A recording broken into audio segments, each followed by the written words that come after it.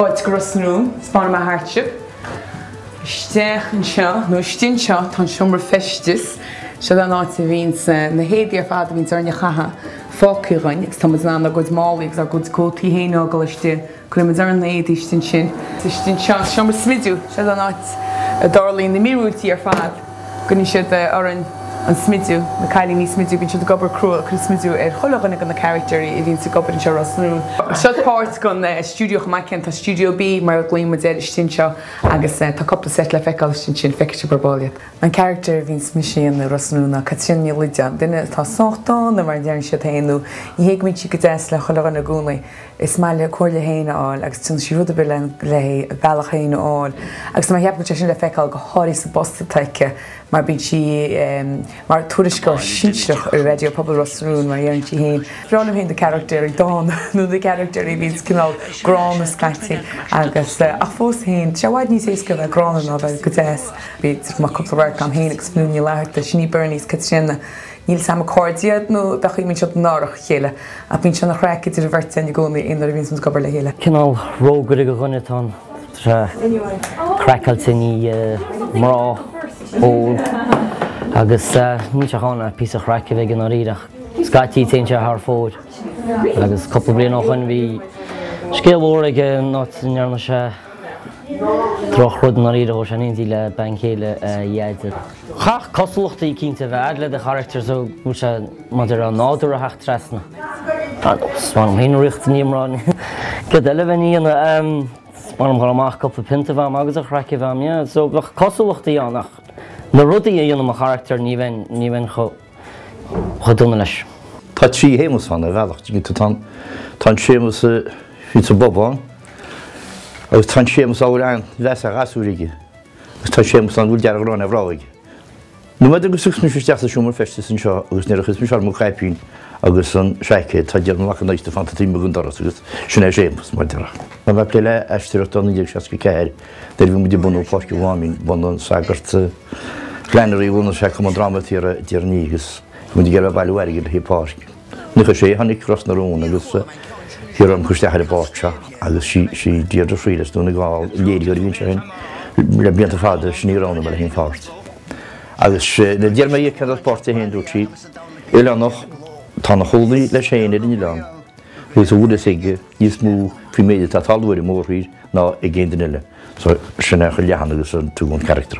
Sto hí ben fearras mú ó bhúil gonáid ó hí na characters tí ag bobbal ná taí, tá sé túirtí leborst lé teanú choúin. Bíon sémas go tam ggéar bain ceart agus se fannachuig.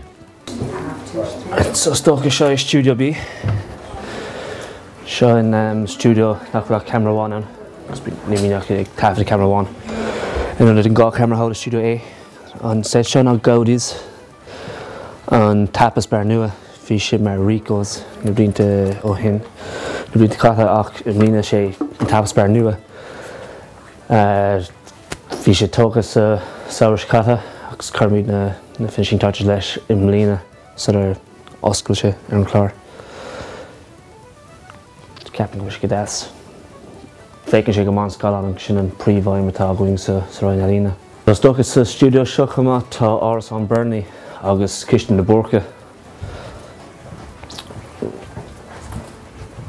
Christian seo tá áras an Bernie. So in studios Lou atá going, in studios beag atá going. Ach, tá gan na fáilí seo amach chun níos mó spásorta chun níos mó angel cameráil. Éileann cameráil. Ach, mar reictú tá sé sách beag. Ach, mar dúirt me hena, ní nach camera bháin testáilta sa studio seo. So chaimid pí ábrín ar bhain seo, nína measam. Agus déimhtí an seo tá Christian de Borca. Agus tá teach de Borca roiint sa gá studio. Tá Christian an seo i bí agus tá an hala agus an siomra sí hála Studio A. Sa roiin alína tá trífar de Bertam, tá stórthóir alína agus tá duine fearis props. Agus is dói an bín ar cuidibre dinta going solitaire míid ar set mar bín seacht an olbhán a grin chun na fearse balú nó an alína an stróthir alína dhéanamh. Hi, is mise blanad níúlein agus is mise dearthir festas an tegaras na rún. Tí blina déagach an níoach stúdioháin a gimacht. Achan is táá stúdio gimacht ag an nám cinna, so bach se bháid níos gnóí. Bíon hartar chuige eisteíonn se, agus hartar beidir tríocha go búan, agus tá an scór eile isteachsamach, so gléismúid a fád an seo hiad. Seo an teasráid dros rún agus tar meiste ag siúpa. Is tin seán ní tam na sáid má dearma leat, so agus tá seans má go tena bheits.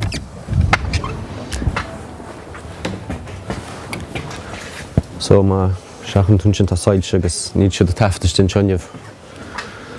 Tá chula thuirt ag an tún sin na seilfan éis, tá chuid smó go dimlíon amach le státa. Sinna dí máid is pad an cisnach. An sin. Agus is tin seo tá cisnach chaig, chus a staide mar na hic an stúide. Chus an sin. Is tin seo tá café. Bhád níos lún ar bhean an seide the telefís stái. It's not with character McLally filehaid éman. Bheith an teachbhí ag ó dád hana, na bhí sean seo. Ceann sin gúid go héit taft in síach, gúid go bhfuil recording hí staide. So go gachan an bheiciún. Ríist tá sé sin not meach se chun na bodies look.